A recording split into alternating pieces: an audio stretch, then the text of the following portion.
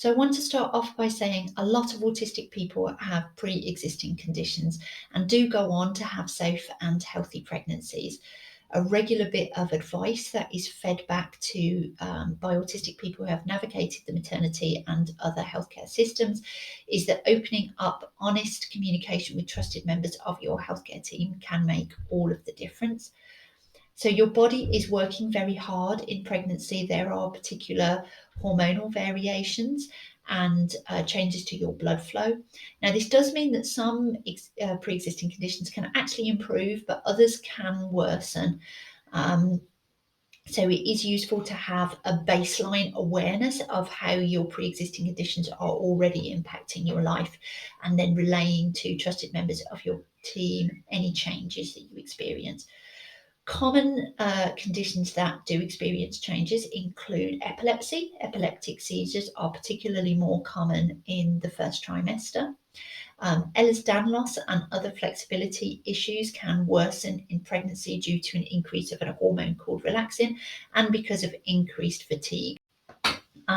Conditions that impact your heart, such as POTS and SVT, can also worsen. Sometimes POTS palpitations are dismissed as reflux.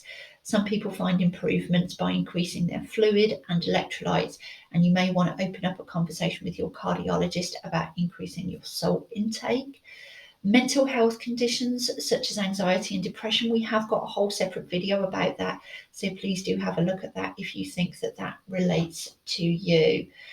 And then any conditions that give you a baseline of pain can be hard to differentiate what is new and what was pre-existing. So again, opening up those conversations with healthcare professionals, make sure that you are receiving the appropriate levels of support. If you have a condition that means you eat a specialist diet, you may want to talk to professionals before you make any adjustments. It's quite common for there to be new food aversions and new hypersensitivities, and so you might find that you need to adjust your diet as well as increased hunger. A common experience that people find is that if they've got several pre-existing conditions particularly, the teams may not be very good at communicating with each other, and you can end up in a loop where you're either receiving contradicting advice or a lack of advice.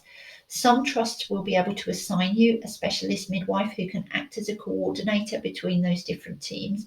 Other people find that having a friend, family member, or other advocate attend their appointments can make a difference in making sure the communication stays healthy.